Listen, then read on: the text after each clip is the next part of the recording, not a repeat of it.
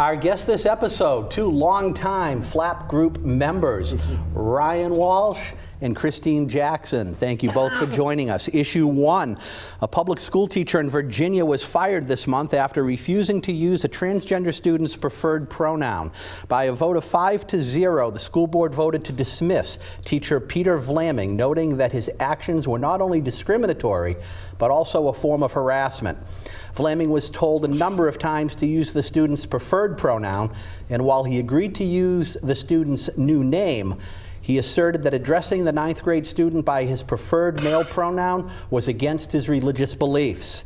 Cindy, did the school make the right call here, and what should be the policies of our local school boards when it comes to this issue? They made the right call because they had told him repeatedly not to do that. So, and he chose to go against the school rules. So, yeah, they did the right thing. Ryan? Yeah, they absolutely did the right thing. He was told and he ignored it. Christine? Not quite sure. From what I've read, they did not have a policy specifically addressing the use of pronouns in students. So I think that's a little bit open up for discussion a bit. Michael? You know, if they told them, if they forewarned them, even verbally, I mean, sometimes you got to live and let live, and not die on the sort of so-called religious freedom. So, but that's an issue, is religious freedom.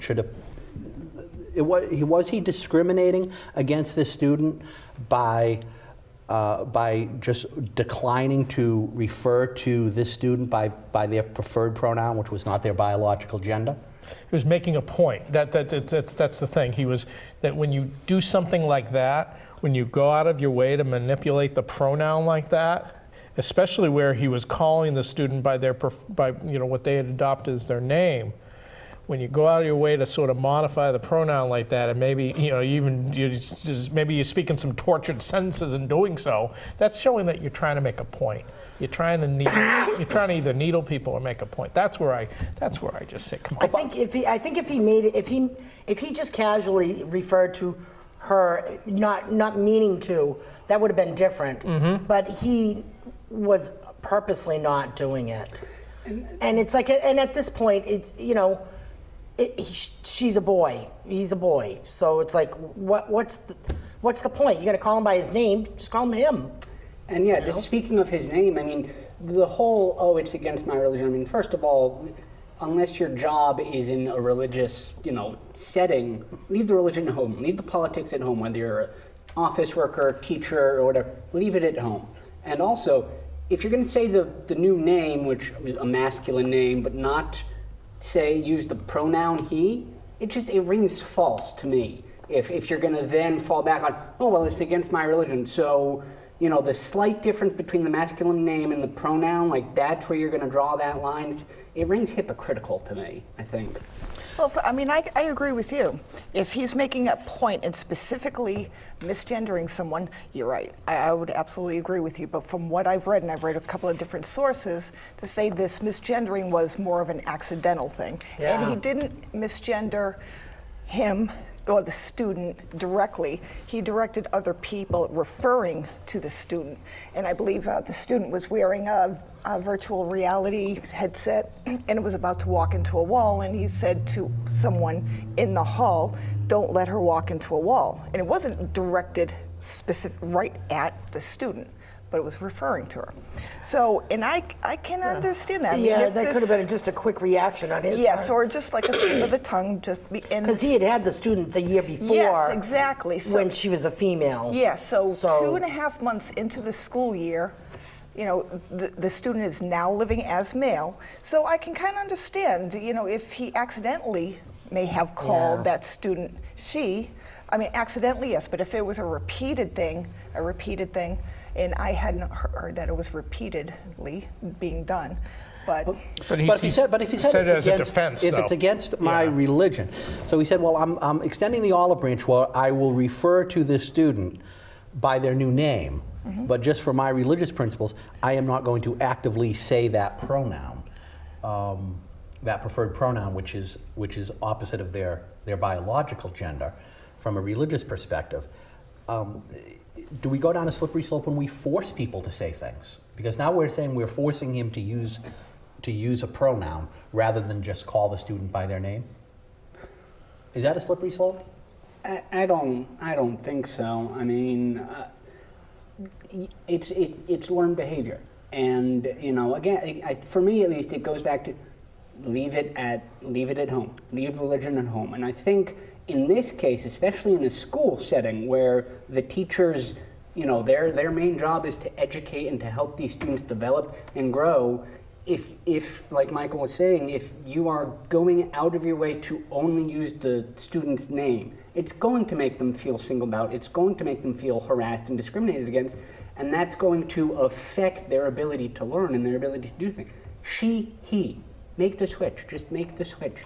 How about let's take it a step further. How about those that consider themselves non-binary and want a pronoun of they, or they consider themselves they're not male, they're not female, they're everything. Do we accommodate all of this and force teachers, regardless of their own values, their own religious principles, to sign on to that? Well, you could just call the student by name. Which was what he was doing. Right. But at the same time, but if that's the case, okay, if it's this whole, well, geez, it's really hard to do, it's really hard to keep it straight. Well, he wouldn't have put that as an affirmative defense, though, in front of the school board to say, well, my religion this, my religion that. Well, why are you bringing that up? Well, so if your defense is, look, I'm accidentally doing it, I'm sorry, it's really hard to do, such as someone, gender fluid, I'd have a hard time. I'm tongue-tied as it is. I'd have a heck of a time trying to come up with how to address a pronoun. But again, I'd stick with calling the person by their name. But if I accidentally slip and assign them a gender pronoun, well, yeah, that's the defense. I'm like, geez, I'm sorry. I just was tongue-tied. But that's not what he said. He went out of his way to say it's a religious defense. Yeah. Yeah, and that's what. So to you, the religious defense does not hold water in the workplace. Does religious defense hold water for you? I don't think so. So everyone's in agreement on this one. Yeah. Huh. Wow. I know. You weren't predicting that, were you? I certainly was not. So color me happily shocked. All right. Well, everyone agreeing is boring. So issue 2, the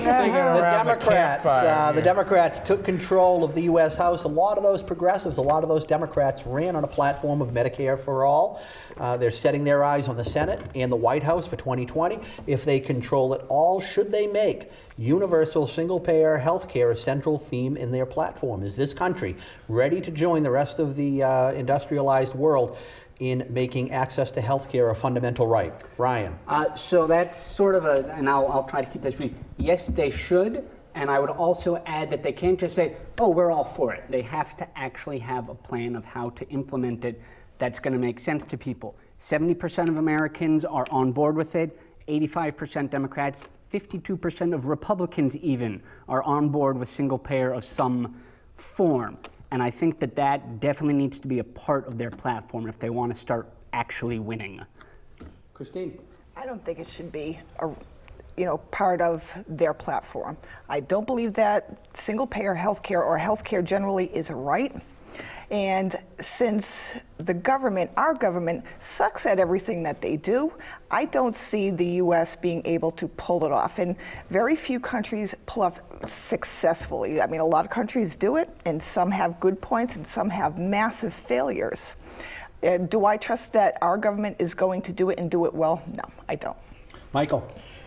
I don't know, I'm not going to automatically demonize the government. I mean, Medicare, you ask seniors how Medicare is working, and almost unanimously they say yes, it's working great. Okay, it has its faults, it has its flaws, and it has its gaps in coverage. But overall, Medicare is a preferred, is a preferred system to what we have now. This hodgepodge of everything going on. I mean, in terms of making it a platform, it's all how you pitch things. I mean, the Democratic Party has shown over the last 20 years that they really stink at pitching stuff and marketing stuff, okay?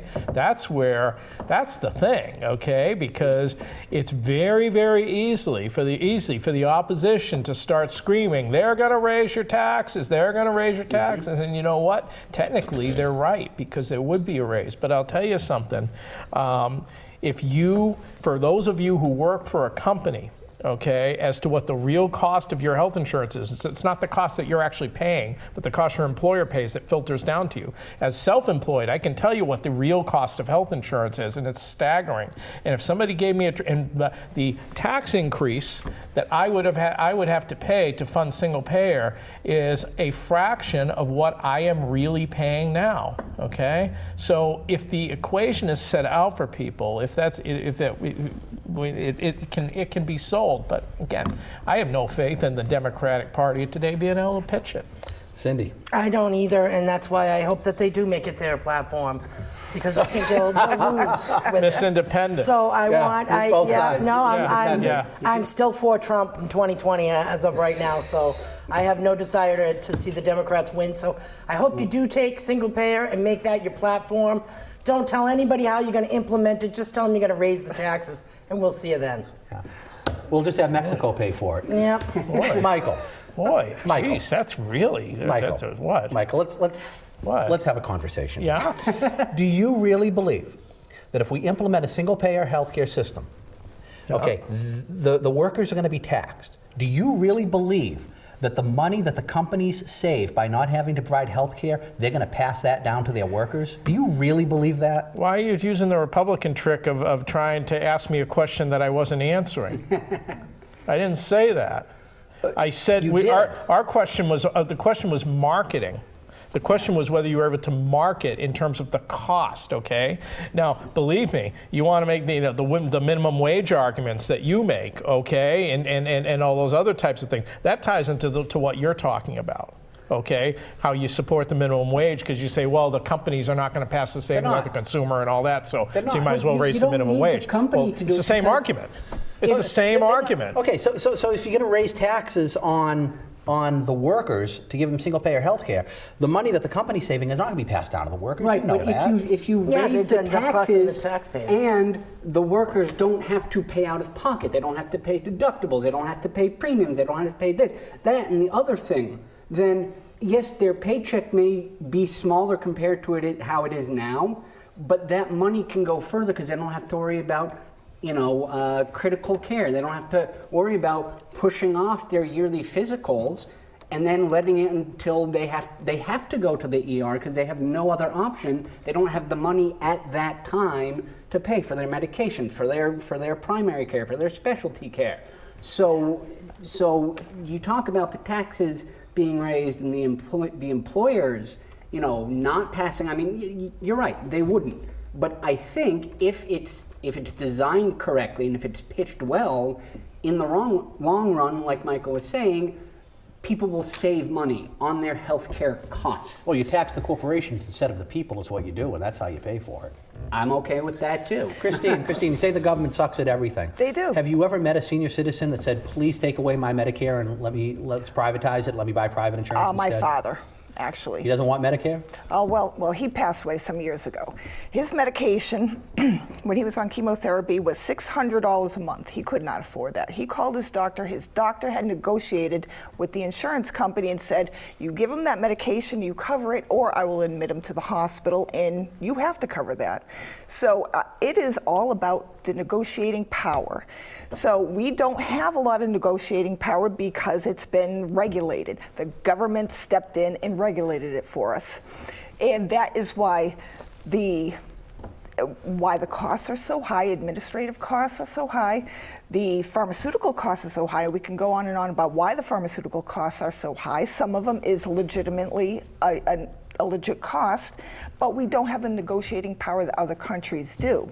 And if we did have that, we would be able to get the lower cost of our pharmaceuticals, and that would right there, if you remove the government, your costs would automatically go. What other countries have that negotiating power? Germany, Britain. But they have single-payer health care.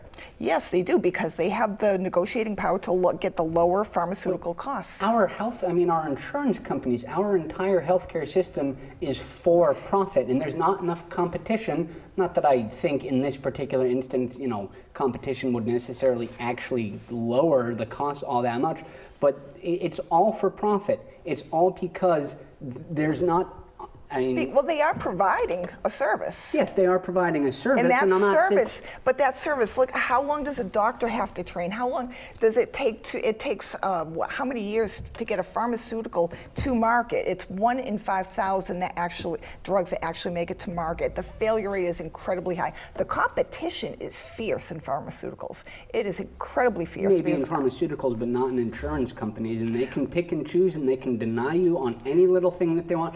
I've worked in a hospital, and I've dealt with insurance companies trying to get people their chemotherapy care, their X-rays, and I have called them up, sat on the line for an hour with a nurse who's only doing her job, requests, I need this, I need this, I need this, I need to send you to a doctor. It comes back a week later, and we'll cover 50% of it, because that's all we want to cover. That's all we are going to justify covering. And it's because they can make more money that way. And we have the patients have no choice. It's that or nothing. It's that or die. I mean, Well, in a single payer system, the government is going to try to save as much money as possible, and that means saving money means less care. I mean, they are not going to give you all the tests that you need and give you the wonderful care. You're not going to get the experimental treatments that are widely available. Especially as you age. Exactly, and especially with, I know Britain had recently passed they had passed the right to die bill, but they won't pass the right to try bill. Okay, I mean, so that tells you right there, this is not something that is meant to care for people. It is meant to just, it's not about, spending the necessary money. Right now, I have the freedom to pick the plan that I want, and I have the incentive to make my own decisions. And I think if we're going to dump a ton of money into something, we need to dump it into something like our education system. And there's a lot of things that we haven't even done to help the healthcare and the healthcare situation. Opening up state lines, the competition across state lines, tort reform. There's a lot of things that Right. can be done. When you talk about It's a Medicare for Trump all, playbook, come but on, when come you talk on, about come on. Medicare Look, for all, you still anecdotally- have to supplement it. You're still paying for Tort something. reform, that'll get the attorney going. There we go. Anecdotally, you're Here we talking go. about these isolated instances in foreign countries. You hear these horror stories. We have plenty of horror stories here. I'm just saying, anecdotally, go to Britain, go to Canada. They're not dying. They're not dropping dead in the streets. No, but okay? they're not getting the care. They're coming here to get the care. No, I've got friends in Canada isolated that say instances. they wait months for appointments with doctors. It's not isolated that I way. have instances friends that reported have by gone to the conservative UK publications. And at and said they 50% received tax a rate? much No, better I'm all care than set. they ever got here. I know a lot of people So- that still live in the French Hill section of Leominster that still maintain that Canadian citizenship, so they can go up to Canada to get the health care that they need. Yeah, and they're not doing it, just for giggles. Like, they're not taking a trip to Montreal to go to La Cage aux Sports with dancing chicken. That's a different story for a different time. But I mean, there's a reason for it. There's a reason that people do this, and that they go and they can get cheaper. Medicine from Canada. But everybody's going to be paying more, almost double your taxes. So how is it cheaper? Nobody's getting anything for free. The people who work Cindy, and pay taxes are paying for this. Someone breaks into your house, you call the police, the government Yes. police. Yes. Your house catches on fire, you call the fire department. I'm not. Fire department. If my house someone catches goes- on fire, it's burnt because I live so far from a fire department or a police station. I'm not I relying don't on hear them. anyone saying we should privatize police departments, we should privatize. I'm not fire asking for that. That's Why- public why- safety. why- Well, Maybe we should privatize and the health is fire not should. part of Health public care- safety. Why should illness and sickness I be would like to profitable? see us why- do for-profit? if it's- other things to reduce the cost first. Exactly. I think there's just easier The government has steps. to, they have to give me a plan to tell me, if you're going to tax me double my tax rate, which most of these countries are paying 50% payroll taxes to pay for this. And- if you're going to double my tax rate, 50%. Joe Plumber in Germany is paying 50% payroll tax. yeah. No, they're Yeah, not. France is almost at 50% right now. Why do you They're think they're boycotting in the streets? My Well, that has blue nothing to collar do with- relatives in Italy are not paying 50% payroll tax. That's a myth. It's a myth. And this is exactly what you Trump people are going to do if we try to I'm implement going to this post stuff. a list of all the country's tax And you're going to rates, scream and it you will louder, see. and you're going to win And- because and my then- people You will are a see. bunch of lily-livered little weasels that can't stand up for The themselves. Democrats, all they like to do is spend my money. Yeah, Well, right? She's gonna So keep that- doing and that. that's The one who what it wants is. $5 billion Right, for a for a wall that wall someone is can talking fly about- over I'm and not swim asking around, for $5 right? billion. I want border control. Yeah, there's I another don't shot say for a that. wall or We what. want $5 billion for a wall, and we're the ones that Well, want if to you're saying spend. if we have to subsidize birth control because some women can't afford it, so how are they going to afford higher taxes? Yeah. And a lot of people I hear, even the millennials who say We'll be paying for it. the baby boom. Birth control is going to cost you a hell of a lot less than a child that you have to Yeah. put through public schools, and you have to give food stamps and everything else for an unwanted child for a Right. woman who can't afford it. Well, then And maybe they- they should get sterilized. Wow. You can't afford to have kids. Issue don't- 3. Don't have them. Issue. Moving on. Merry Christmas, everyone. Issue 3. I'm only kidding, us. really. But Democrats. honestly, don't have kids you can't afford to take care of. I knew I'd make you laugh today. Well, and the point you made about the fire. Yeah. Issue 3. Democrats made significant gains in the midterm. I just channeled Sophia there. Retaking Hi, the Sophia. House and flipping multiple governor and state legislators. All right, Democrats had real good midterms. Many believe the midterms were a referendum on Donald Trump, and if it was not a favorable one for him. Now, as the Mueller investigation kicks into high gear, and more dominoes fall, and more of his associates are going to jail every day. What happens if Trump himself is implicated and the Democratic-controlled House impeaches him? Do Republicans in the Senate circle the wagons and take the risk of protecting him by voting to acquit? Or do the results of the midterm mean that those senators would be more likely to throw Trump under the bus, believing the 2020 congressional elections may be more favorable to them with Pence or another Republican leading the ticket? Midterms plus Mueller. What does this mean for Trump? Christine. I've been hearing impeachment since 2016. I don't buy it. I'll believe it when I see it. And to think that, I don't know, is it the enemy you know? We know what we're getting with Trump. He's batshit, crazy. Sorry. But Pence is, I think, considerably worse off with Pence. Michael? I mean, I do agree with Christine in that I don't see the man getting impeached. I don't see, I was picking on the spineless Democrats in the last segment. I'll pick on the spineless Republicans. Okay, they're not going to stand up to the guy. They made their bed. They're going to lie in it, and then we're going to see what happens in 2020. Will the Democrats, choke again, and in terms of what they put up as a presidential candidate? Well, that's what they're banking on. I don't see this guy getting impeached, and if he is technically impeached, which impeached is another word for indicted by the House of Representatives, he's not going to get removed by 2/3 of the Senate. That's just not going to happen. And look at with Bill Clinton when they were chanting to impeach him, and that hurt the Republicans. So it could backfire on them as well. So I don't see it happening. I really don't. Ryan? Yeah, I agree that, he might get impeached, but nothing's going to happen. I think the Republicans, honestly, it'll be split. I think some of them will defend him to their dying breath. I think some of them are just going to be like, oh, no, you're finally too much. And I agree, Chris. I think Pence is much worse for everybody involved. So from a policy perspective, even if it's not impeachment, even if we're not talking about an impeachment trial, from a policy perspective, when these Republicans, if you look at that congressional map, that Senate map, that what's up in 2020, a third of those seats, when those Republicans are up for re-election in those purple states, look at the results of the 2020 midterm. Are they more likely or less likely to go along with Trump on policy initiatives and defending him on some of his behavior? More likely or less likely to defend him than we saw in the past 2 years? I think in general they're probably going to continue to bow down to their leader. It's working for them so far in a lot of ways, and I don't think many of them see any particular reason to change.